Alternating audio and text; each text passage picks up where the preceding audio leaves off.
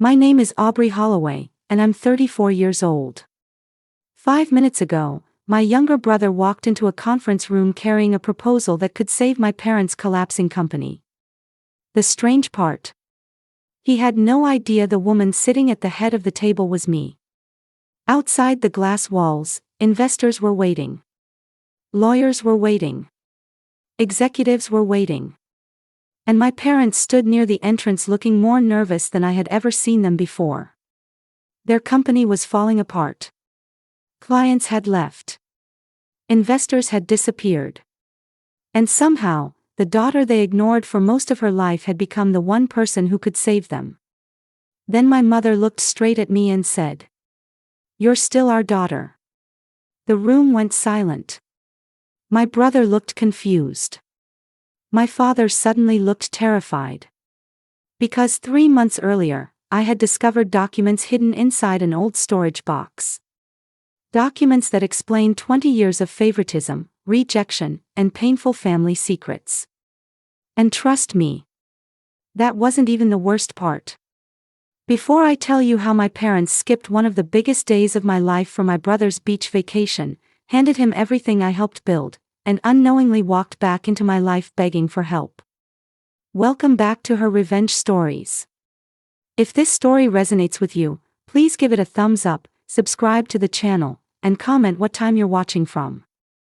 I grew up in Portland, Oregon, inside my parents' logistics company, Holloway Freight Solutions. My father, Grant Holloway, built the company from a single delivery truck into one of the most respected regional logistics businesses in the Pacific Northwest. My mother, Paige Holloway, handled finances, payroll, and daily operations. To most people, it looked like the perfect family success story. And honestly, for a long time, I believed that too. Some of my earliest memories are inside that company. I remember sitting on old wooden pallets doing homework while trucks backed into loading docks outside. I remember the smell of cardboard boxes and diesel fuel. I remember warehouse workers sneaking me cookies from the break room while my father rushed through meetings. While other kids spent afternoons playing video games or hanging out at malls, I spent mine walking through warehouses asking questions. I loved solving problems. I loved helping people. I loved business. By 14, employees already knew me by name. By 16, I was helping organize schedules, reviewing inventory reports, and assisting with customer complaints whenever things got busy. Sometimes employees would joke and say, "Aubrey's probably running this place already." Everyone would laugh. Including my parents. At the time, I laughed too. I didn't realize how painful those jokes would become years later. Then there was my younger brother, Logan Holloway. Logan was everything my parents adored. Confident. Athletic. Funny. Popular. The kind of kid teachers remembered and neighbors talked about. Whenever Logan walked into a room, attention followed him naturally. Family friends constantly praised him. My father loved introducing him to people. "That's my boy. Future leader right there. He's going to do big things." I heard those phrases so often they became background noise. Meanwhile, I quietly worked behind the scenes. And honestly, for years, I didn't even resent it. I loved the company too much to care about recognition. Or at least that's what I told myself. But looking back now, the signs were always there. When Logan wanted something, he usually got it. New baseball equipment. A gaming console. Weekend trips. Summer camps. When I needed something, the answer was usually, "Let's wait. Maybe later. It's not in the budget right now." Funny enough, somehow there always seemed to be room in the budget when it came to Logan. When Logan forgot responsibilities, people laughed. When I forgot something, I got a lecture about accountability. When Logan got average grades, everyone talked about his potential. When I got excellent grades, people simply expected it. One memory still sticks with me. I was 17 and spent almost 3 days helping solve a scheduling disaster that could have cost the company a major client. I skipped a school event to help. By the end, the problem was fixed. The client stayed. Employees thanked me. That same evening, Logan hit a game-winning shot during a high school basketball game. Guess which achievement got celebrated at dinner? Not mine. Nobody even mentioned it. And somehow, moments like that became normal. I didn't realize it then. But while I was being trained to support the business, Logan was being prepared to inherit it. One of us was learning how to carry the company. The other was being taught he already deserved it. At the time, I couldn't see where that path would lead. I just knew I loved my family. I loved the company. And I believed that if I worked hard enough, one day my parents would finally see me the same way they saw him. I had no idea how wrong I was. When Logan graduated high school, my parents celebrated like he had won an Olympic medal. I'm not exaggerating. They rented a beautiful event venue overlooking the Columbia River. There were banners, caterers, a professional photographer. Family friends flew in from other states. My father spent half the evening giving speeches about Logan's future. I still remember standing near the back helping staff arrange tables while listening to him say, "This young man is going places." People applauded. My mother cried. Logan smiled and soaked up every second of it. A month later, my parents bought him a brand new SUV. Then they sent him to one of the most expensive business universities in Florida. Everything was paid for. Tuition, housing, travel, spending money, even spring break trips. Whenever Logan called home needing something, money somehow appeared. Meanwhile, I attended a state university less than an hour away. Not because it was my dream school. Because it was affordable. And because my parents encouraged me to stay close to the company. I still remember one conversation with my father. I had mentioned transferring to a larger university out of state. He shook his head immediately. "You're more useful here." At the time, I thought it was a compliment. I thought he was saying I mattered.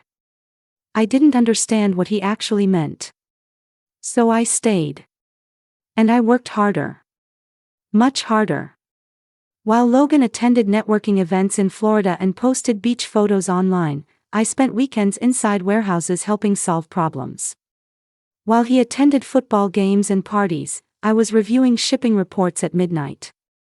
While he built a college social life, I built relationships that kept the company running. I became the person employees depended on. If a shipment was delayed, they called me. If a client became angry, they called me. If a supplier threatened to pull out of a contract, they called me. And honestly, I liked being useful. At least in the beginning. One winter, a snowstorm shut down multiple transportation routes across Oregon. Deliveries were delayed everywhere. Customers were furious. My father was traveling. My mother was overwhelmed. I spent nearly 36 hours coordinating alternative routes with drivers and warehouse managers. I barely slept. I survived on coffee and vending machine snacks. By the end of the week, we had saved several major contracts. Employees were exhausted but grateful. One older driver slapped me gently on the shoulder and said, "You saved our backs this week, kid." I smiled all the way home. Then I walked into the house and discovered my parents discussing airline tickets for Logan's spring vacation. Nobody asked about my week. Nobody knew I hadn't slept. Nobody even noticed. And somehow, that became normal. Years passed like that. One crisis after another. One sacrifice after another. Suppliers trusted me. Customers trusted me. Investors trusted me. Some investors actually requested meetings with me directly because they knew I would give them honest answers. I wasn't flashy. I wasn't charismatic like Logan. But people trusted my word. And in business, trust is worth more than charm. Slowly, without realizing it, I became one of the most important people inside Holloway Freight Solutions. Not because of my title. Not because of my last name. Because I genuinely cared. I cared about employees. I cared about customers. I cared about the company. The painful part. Nobody in my family seemed to notice. Or maybe they noticed and simply didn't care. Looking back now, I think that's what hurt the most. Not the extra work. Not the sacrifices. Not even the favoritism. It was the feeling of standing right in front of people you love while they looked straight through you. Every achievement felt invisible. Every sacrifice felt expected. And every year, while Logan moved further toward the future my parents had planned for him, I kept convincing myself that if I worked just a little harder, eventually they would see my value too.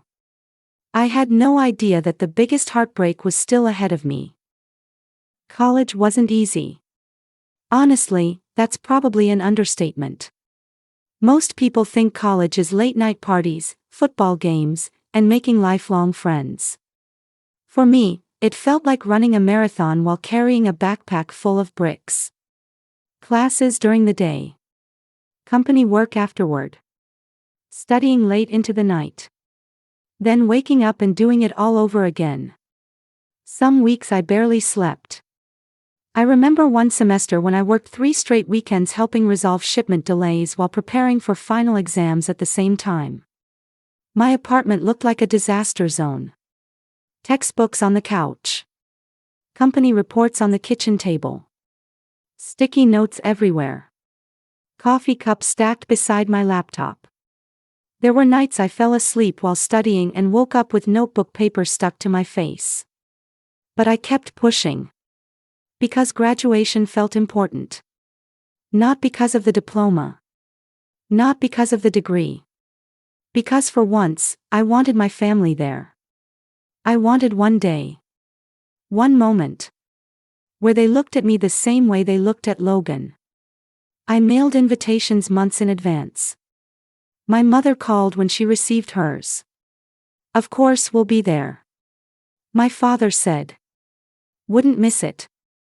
Even Logan told me. I'll try my best to make it. And for the first time in years, I believed them. As graduation got closer, I became excited. Maybe too excited. I bought a dress specifically for the ceremony. Nothing expensive. Just something simple and nice. I even imagined taking family photos afterward. The kind families frame and hang on walls. The kind people look back on years later. The morning of graduation arrived warm and sunny. The university campus was packed with families carrying flowers and balloons. Parents hugged their children. Grandparents took pictures. People were laughing everywhere. I remember sitting in my assigned seat looking toward the audience every few minutes. Searching. Waiting. Looking for familiar faces. Nothing. The ceremony started. Still nothing. A few students around me waved excitedly toward family members in the crowd. I kept checking. Still nothing. Halfway through the ceremony, a strange feeling settled in my chest.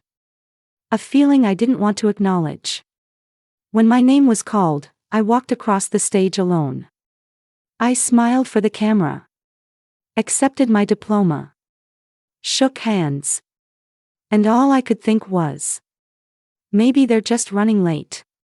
But deep down, I already knew. After the ceremony ended, graduates rushed into the crowd.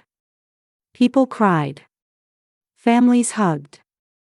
Photographers called out instructions. And I stood there holding my diploma with nobody walking toward me. Nobody. I eventually sat alone on a bench near the parking lot. My graduation gown still on. My cap resting beside me. My diploma across my lap. And that's when I pulled out my phone. At first, I just wanted answers. Then I opened social media. And that's when I saw it. My parents. My brother. A luxury beach resort in Florida. Palm trees. Ocean views. Expensive dinners. Matching smiles. Vacation photos posted only hours earlier. The exact weekend of my graduation. I stared at the screen for what felt like forever. My hands literally started shaking. Not because they missed it. Because they never even told me. They made promises. And then left anyway. Without warning. Without explanation. Without caring enough to tell me the truth. That drive home was one of the loneliest moments of my life. But somehow, it got worse. A few days later, a small envelope arrived in my mailbox. I remember standing in my apartment kitchen opening it. Part of me still hoped it contained an apology. Maybe tickets to dinner. Maybe flowers. Maybe something showing they understood what they had done. Instead, a $50 gift card slid onto the counter. Along with a handwritten note. Sorry we missed it. We'll celebrate later. That was it. No explanation. No accountability. No effort. Just $50. I sat there staring at that gift card while tears rolled down my face. Not because of the money. Because at that moment, something finally became impossible to ignore. My parents had spent thousands taking Logan on vacation. Meanwhile, the biggest achievement of my life was worth a $50 apology. And honestly, I cried harder reading that note than I did during graduation. Because that was the moment I finally understood exactly where I stood in that family. And for the first time in my life, I stopped expecting them to choose me. A few years after my graduation, Holloway Freight Solutions faced the biggest crisis in company history. And this wasn't the kind of problem you could hide behind a positive press release. This was serious. One of our largest clients, a national retail chain, was preparing to terminate a contract worth several $million. Losing them wouldn't just hurt profits. It could trigger a chain reaction. Other clients would notice. Investors would panic. Suppliers would start asking questions. The company's reputation could collapse almost overnight. I still remember the emergency meeting. Executives crowded around the conference table. Phones ringing non-stop. Emails flooding inboxes. Employees looked terrified. One manager actually admitted, "If this contract disappears, we're in trouble." For the first time in years, I saw genuine fear in my father's face. Even my mother looked overwhelmed. Meanwhile, Logan was nowhere to be found. He was supposedly attending some leadership conference in Miami. At least that's what everyone said. While he was networking by a hotel pool somewhere, the rest of us were fighting to keep the company alive. For 3 straight weeks, I practically lived at the office. I slept on a couch twice. I missed birthdays. Canceled plans.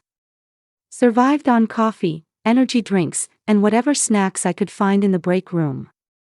The cleaning crew started greeting me by name because they saw me more than they saw their own supervisors. Every morning started before sunrise. Every night ended long after dark. I rebuilt the proposal from scratch. Reviewed years of performance reports. Negotiated with frustrated suppliers. Met with department heads. Analyzed shipping delays. Created an entirely new recovery strategy. At one point, I spent almost 7 straight hours on video calls trying to resolve issues with vendors in 3 different states. There were moments I honestly thought I might fail. Moments I sat alone staring at spreadsheets wondering if the damage was already too big. But I kept going. Because despite everything, I still loved that company. I loved the employees.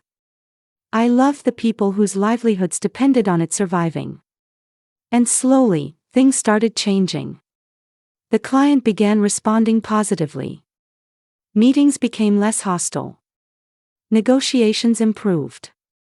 Then finally, after weeks of stress, uncertainty, and sleepless nights, the client agreed to stay. The contract was saved. The company survived. The relief inside that building felt incredible. Employees hugged each other. Managers celebrated. Even investors sent congratulatory messages.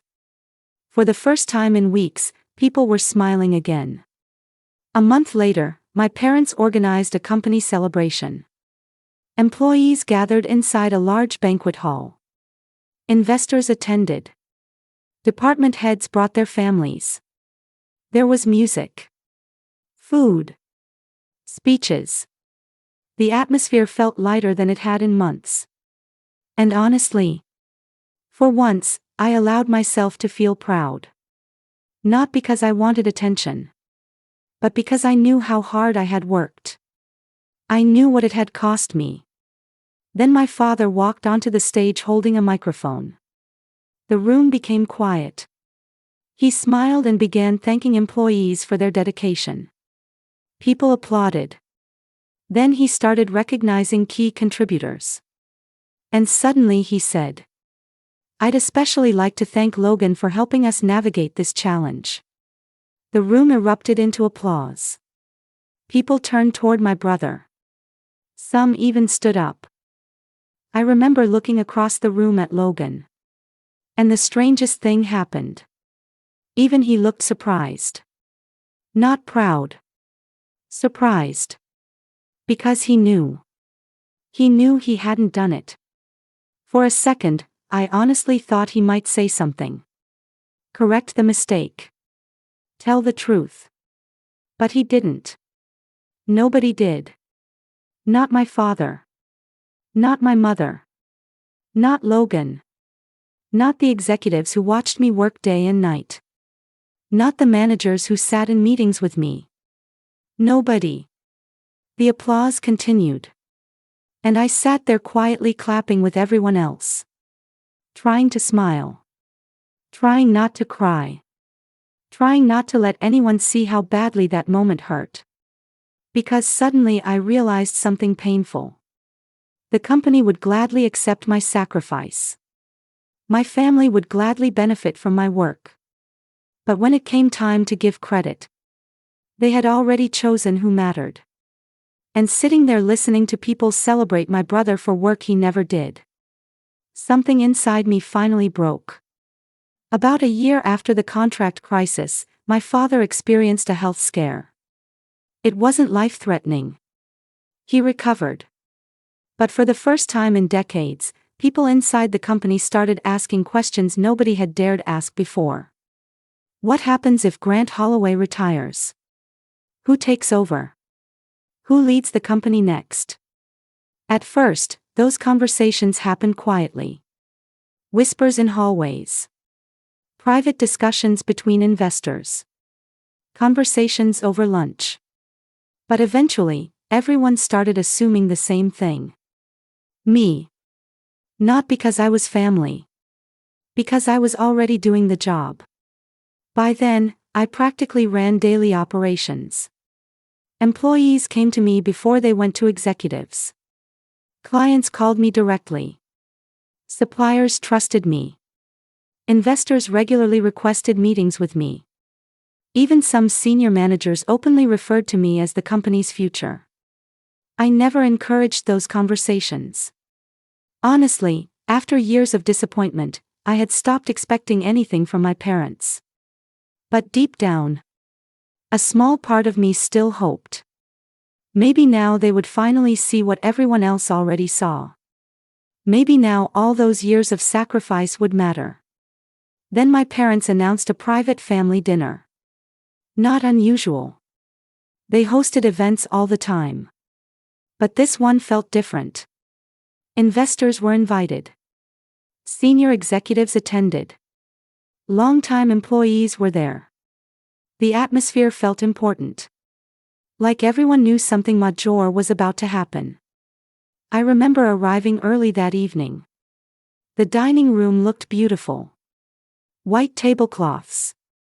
Soft lighting. Fresh flowers. People dressed formally. Conversations filled the room.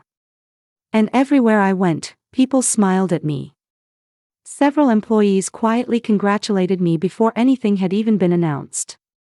One older manager shook my hand and said, "You've earned this." An investor smiled and added, "The company's in good hands." I didn't respond. But inside, my heart started racing. Maybe. Just maybe. This was finally happening. Then dinner ended. My father stood. The room became silent. He raised a glass and smiled. At first, he spoke about the company's history. The challenges. The growth. The future. Then he took a deep breath and said, "As many of you know, the company will eventually need new leadership." People nodded. A few glanced toward me. I felt my pulse speeding up. Then my father smiled proudly and continued. "After careful consideration, I've decided Logan will become CEO of Holloway Freight Solutions." Silence. Not applause. Silence. I still remember it. The room froze. Several employees exchanged confused looks. One executive lowered his drink slowly. An investor sitting near the front actually frowned. Even some family friends looked uncomfortable. Nobody expected that announcement. Nobody. Because everyone inside that room knew who had spent years carrying the company. Then my father gestured proudly toward Logan. And finally, a few people started clapping. The applause spread slowly. Forced. Awkward. Nothing like the celebration he expected. I looked toward Logan. He smiled confidently and stood. Meanwhile, I sat completely still. Trying to process what had just happened. Trying to ignore the ache building inside my chest. And then somehow, it got worse. My mother stood beside my father and smiled warmly. Then she said, "Aubrey has always been better supporting from behind the scenes." Supporting from behind the scenes. The words landed harder than I expected. Because suddenly every sacrifice came rushing back. The missed weekends. The sleepless nights. The graduation they skipped. The contract I saved. The credit they gave away. Every single memory hit me at once. And sitting there surrounded by people who knew the truth, I finally realized something devastating. My parents weren't overlooking my contributions. They saw them perfectly. They simply never believed those contributions made me worthy of leading. Not because I lacked ability. Not because I lacked experience. Because in their minds, I had already been assigned a role years ago. Useful. Reliable. Dependable. But never the future. And as the applause continued around me, I felt something inside me quietly begin to let go. Not of the company. Of the hope that my parents would ever truly see me. A few weeks after the succession announcement, I found myself working late again. That wasn't unusual. Most evenings, the office became quiet long after everyone else had gone home. I actually liked those hours. No meetings. No interruptions. Just me, paperwork, and the soft hum of the building settling into silence. That night, I was searching through old company records for some historical contract information an investor had requested. Nothing exciting. At least, that's what I thought. I had gone down into a storage room that rarely got used anymore. Dust covered most of the filing cabinets. Old boxes were stacked against walls. Some hadn't been touched in years. I remember kneeling beside a cabinet, flipping through folders when something caught my attention. A file with my name on it. Not unusual. At first. Then I noticed the label. Adoption records. I actually laughed. A nervous laugh. The kind people make when something doesn't make sense. I pulled the file out. Opened it. And immediately felt my stomach drop. My name. My birth certificate. Court documents. Agency paperwork. Legal signatures. Page after page. I sat down right there on the concrete floor. For nearly an hour, I barely moved. I just kept reading. And reading. And reading. Every document pointed to the same truth. Grant and Paige Holloway weren't my biological parents. They had adopted me as an infant. For a long time, they had desperately wanted children and couldn't have them. Doctors. Treatments. Appointments. Years of disappointment. Then they adopted me. According to the paperwork, they had been thrilled. Excited. Grateful. There were even photographs tucked inside one folder. My mother holding me as a baby. My father smiling proudly beside her. For a moment, I almost felt relieved. Maybe this explained nothing. Maybe they loved me exactly the same. Then I kept reading. And everything changed. Several years after my adoption, my mother unexpectedly became pregnant. That pregnancy became Logan. And suddenly memories started making sense. The comparisons. The favoritism. The distance. The feeling that no matter how hard I worked, I was always standing outside some invisible line. Then I found a letter. A personal letter written by my mother years earlier. I probably should have stopped reading. But I didn't. My hands were already shaking as I unfolded the page. Most of it discussed family updates and personal thoughts. Then I reached one sentence. One sentence that completely destroyed me. Now that we finally have our own child, everything feels different. Our own child. I read those words over and over again. Our own child. Not both children. Not our kids. Not our family. Our own child. I don't know how long I sat there staring at that letter. Minutes. Maybe hours. The storage room felt smaller somehow. Colder. Every memory I'd spent years trying to understand suddenly rearranged itself. The graduation. The constant comparisons. The sacrifices. The way Logan was always chosen first. The way I was always appreciated for what I did but never for who I was. For the first time in my life, everything made sense. And honestly, that hurt more than not understanding. Because now I knew.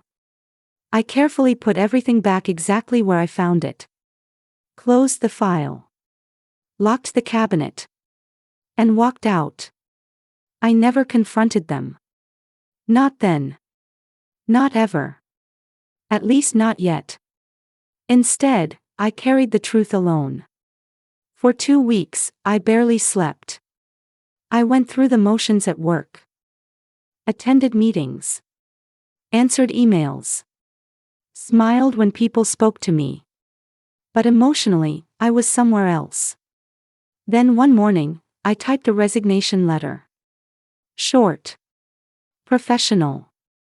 Simple. No accusations. No explanations. No mention of the adoption records. Just a decision. When I handed it to my parents, they looked genuinely shocked. My father stared at the paper and asked, "Why would you do this?" My mother looked worried. "Aubrey, what's going on?" For a moment, I almost told them. Almost. But something stopped me. Maybe exhaustion. Maybe heartbreak. Maybe I simply didn't want another argument. So I forced a small smile and said, "I think I just need some time for myself." They kept asking questions. I kept giving vague answers. And eventually, they let it go. What they didn't know was that I wasn't leaving because I was tired. I was leaving because for the first time in my life, I finally understood why I never truly felt like I belonged. And once you learn something like that, you can never unknow it. After leaving Holloway Freight Solutions, I didn't have some grand master plan. Honestly, I was just trying to survive. I rented a small office on the edge of Portland. Nothing impressive. One room. A used desk. 2 chairs. A laptop. And a coffee machine that only worked when it felt like it. For the first few weeks, the silence was strange. For the first time in years, my phone wasn't ringing because of company emergencies. Nobody was asking me to solve problems. Nobody was demanding anything. It felt lonely. But it also felt peaceful. I started a small logistics consulting company. Nothing fancy. Nothing revolutionary. I simply helped businesses improve operations, shipping efficiency, and supplier management. The same things I had spent years doing at Holloway Freight Solutions. At first, work came slowly. One client. Then another. Then something unexpected happened. Former clients started calling. Former suppliers started reaching out. Former employees wanted to meet for coffee. Then former investors started contacting me. One afternoon, I met with a longtime investor named Richard Sloan. He had supported my parents' company for years. During lunch, he looked at me for a moment before saying, "You know why I'm here, right?" I shook my head. Then he smiled. "We trusted the company because we trusted you." I still remember those words. Because they meant more to me than any title my parents had ever denied me. Soon after that meeting, Richard invested in my new company. Others followed. Then everything started moving faster than I expected. Former employees joined my team. Clients signed contracts. Referrals spread. And before long, we weren't just surviving anymore. We were growing. Meanwhile, things at Holloway Freight Solutions were moving in the opposite direction. News traveled fast in the logistics industry. Projects were delayed. Clients were leaving. Investors were pulling back. Several suppliers stopped extending favorable terms. The same relationships I had spent years maintaining were beginning to disappear. And according to people I still knew inside the company, emergency meetings became almost a weekly occurrence. My parents couldn't figure out why. Logan couldn't figure out why. They blamed the economy. The market. Competition. Everything except the real reason. People hadn't stayed because of the company. People had stayed because of trust. And trust had walked out the door with me. Then came the biggest logistics conference in the Pacific Northwest. A huge annual event attended by investors, executives, suppliers, transportation companies, and business leaders from across several states. Landing the featured partnership deal there could change a company's future overnight. By then, my company had been invited as one of the industry's fastest-growing firms. Meanwhile, Holloway Freight Solutions desperately needed that deal. Without it, their future looked uncertain. What my parents didn't know was that my company was the one presenting the partnership opportunity everyone wanted. I never told them. Why would I? The morning of the conference, the convention center buzzed with activity. People rushed between meetings. Investors gathered in private lounges. Executives shook hands and exchanged business cards. The atmosphere felt electric. Inside one large conference room, representatives from several major firms gathered for the final presentation. My parents were there. Logan was there. Investors filled the seats. Reporters stood near the walls. Everyone was waiting. I intentionally arrived a little late. Not for revenge. Not to embarrass anyone. I just wanted the moment to speak for itself. Outside the room, I paused for a second. Took a deep breath. Then pushed the doors open. The sound echoed louder than I expected. Conversations stopped immediately. Heads turned. Silence. Complete silence. I still remember the look on my mother's face. She looked confused at first. Then shocked. Then completely frozen. My father looked like someone had knocked the air out of him. And Logan? He just stared. Not angry. Not arrogant. Just stunned. Because for the first time, he was seeing something nobody had ever shown him before. The truth. Then something happened that made the room even quieter. Several investors stood up. Immediately. Not because they were being polite. Because they genuinely wanted to greet me.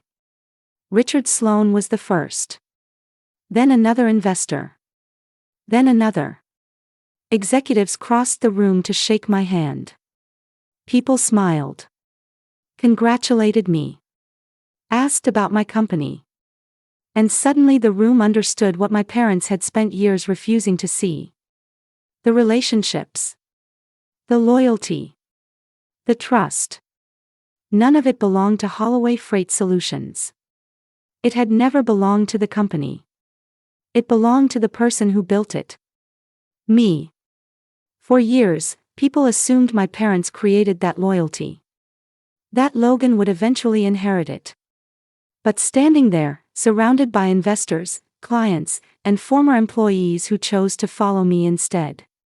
The truth became impossible to ignore. And for the first time in my entire life, I didn't need anyone's permission to know my worth. Later that evening, after the conference had ended and most of the investors had gone back to their hotels, my family asked for a private meeting. Part of me didn't want to go. Honestly, I was exhausted. Not physically. Emotionally. The entire day felt surreal.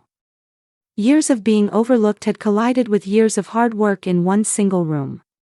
And now, for the first time in my life, my family wanted to talk. Really talk. We met in a private conference room on the top floor of the convention center. The same building where, only hours earlier, investors had practically lined up to shake my hand. The atmosphere felt completely different now. Heavy. Quiet. Uncomfortable. My father sat at the end of the table. For the first time in my life, he looked old. Not powerful. Not confident. Just tired. My mother sat beside him holding a tissue in her hands. She had clearly been crying. Meanwhile, Logan sat across from me. Completely silent. No speeches. No confidence. No answers. The room stayed quiet for almost a minute. Nobody seemed to know where to begin. Finally, my father cleared his throat. His voice sounded weaker than I remembered. Why didn't you tell us? I already knew what he meant. Why didn't I tell them I started the company? Why didn't I tell them investors were following me? Why didn't I tell them I was becoming successful? I looked at him quietly. Then I said, I spent 20 years trying to. The room immediately went silent. My mother lowered her head. Logan stared at the table. And for the first time, nobody interrupted me. Nobody defended themselves. Nobody explained. So I continued. I talked about the graduation they missed. The vacation photos. The $50 gift card. The contract I saved that Logan got credit for. The countless weekends I spent keeping the company running. The succession dinner. The announcement. The moment they told an entire room full of people that I belonged behind the scenes. Every memory I had spent years carrying quietly finally came out. Not as anger. Not as revenge. Just truth. And somehow, the truth hurt more. My mother started crying again. My father rubbed his face slowly. Logan looked completely overwhelmed. Then I reached into my bag, pulled out a worn manila folder, and placed it on the table. Nobody moved.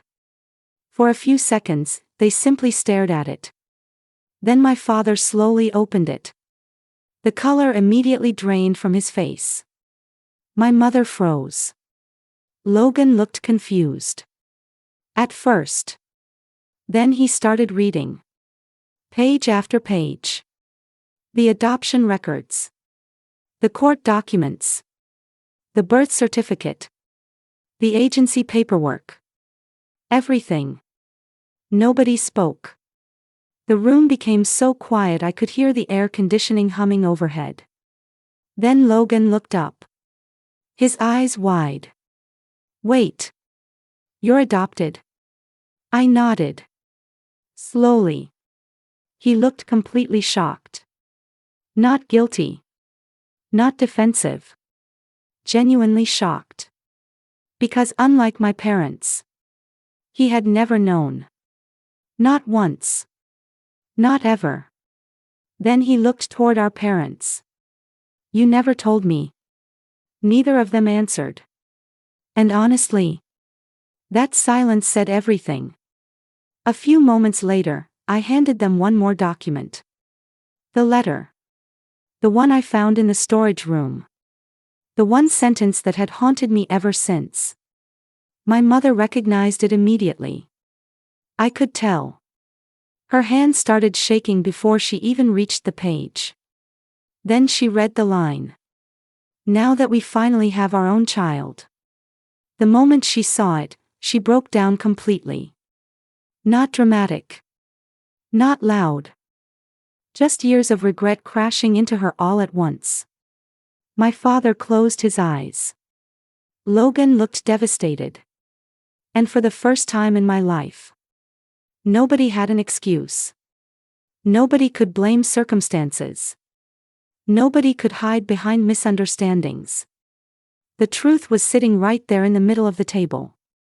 Painful. Undeniable. Real. And looking around that room, I realized something strange. For years, I thought what I wanted most was for them to finally see me. Now they did. But somehow, it didn't hurt any less. The apologies came later. Not that night. Not the next morning. And honestly, not in the dramatic way people imagine when they hear stories like this. Life simply slowed down after the conference. The shock settled. The truth settled. And eventually, the apologies started coming. My mother was the first. A week after the conference, she asked if we could meet for coffee. I almost said no. Part of me wanted to. But another part of me was tired of carrying anger. So I went. The moment she sat down, she started crying. Not because the company was struggling. Not because investors had left. Because for the first time, she finally understood how much pain I had carried. She apologized for the graduation. The comparisons. The favoritism. The years she spent making excuses instead of asking questions. At one point she looked at me and quietly said, "I don't think I realized how lonely you were." That sentence hit harder than I expected. Because she was right. I had been lonely. Even inside my own family. A few days later, my father called. Grant Holloway was never a very emotional man. Business came easier to him than feelings. But that day, he sounded different. Older somehow. Tired. He apologized too. Not perfectly. Not dramatically. Just honestly. He admitted that he spent years confusing potential with performance. He believed Logan would become the leader he imagined, while ignoring the leader already standing in front of him. For the first time, he took responsibility. No excuses. No justifications. Just regret. Then came Logan. And honestly, his apology surprised me the most. He didn't apologize for becoming CEO. He didn't apologize for accepting opportunities our parents gave him. Instead, he apologized for something much simpler. He looked at me and said, "I'm sorry, I never noticed." That was it. And somehow, it meant a lot. Because the truth was, Logan didn't know about the adoption. He didn't know about the letter. He didn't know how deep the hurt actually went. He simply grew up inside a system that benefited him. And by the time he realized what was happening, years had already passed. So yes, I forgave them. All of them. But forgiveness didn't magically fix everything. Some wounds heal. Some become scars. And scars don't disappear. They simply stop bleeding. My relationship with my family improved over time. Carefully. Slowly. One conversation at a time. But things never returned to what they were before. And honestly, I didn't want them to. Because looking back now, I finally understand something that took me years to learn. I spent most of my life trying to become the daughter they wanted. Trying to earn approval. Trying to earn love. Trying to earn a place I thought I had to fight for. When the real answer was much simpler. I didn't need to become someone else. I needed to become myself. And for the first time in my entire life. That was enough. So now I want to ask you something. If you discovered your parents treated you differently because you were adopted, would you forgive them? Would you try rebuilding the relationship? Or would some wounds be too deep to repair? Let me know in the comments because I genuinely want to hear your thoughts. And if you've ever felt overlooked, underestimated, or treated differently inside your own family, share your experience too. Someone reading your comment might realize they're not alone. If this story touched you in any way, don't forget to like the video, subscribe to her revenge stories, and share it with someone who needs to hear this message. And before you go, take a look at some of the other stories on the channel. You never know which one might stay with you long after the video ends.